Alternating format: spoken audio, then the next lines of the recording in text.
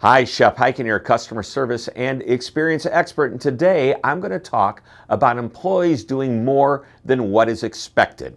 Now, as customers, we always appreciate when someone we're doing business with does more than we expect. Even if we don't consciously recognize when it's happening, it's the value of that something extra that makes us enjoy the experience and want to come back.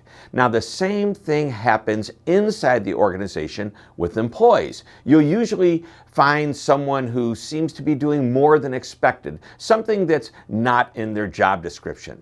Well, the other night, I was at a restaurant that had an outside patio. It looked like it was going to rain, so we opted to eat inside. And about 20 minutes later, the skies opened up, and it didn't just rain, it stormed. The wind blew over the table and the chairs, and one of the umbrellas had blown into the street. And without hesitation, our server, who was dressed neatly in black slacks, a dress shirt, and a tie, ran outside in the pouring rain and moved the umbrella and all of the tables and chairs into a covered area of the patio. He came back drenched. And as he walked through the restaurant, all of the customers who'd been watching him through the window gave him an enthusiastic round of applause. Now, I also noticed the manager thanked him for being the hero of the moment. Now, when our server had dried off and returned to our table, I had to ask him, when you applied for the job, was moving patio furniture in the rain included in the job description?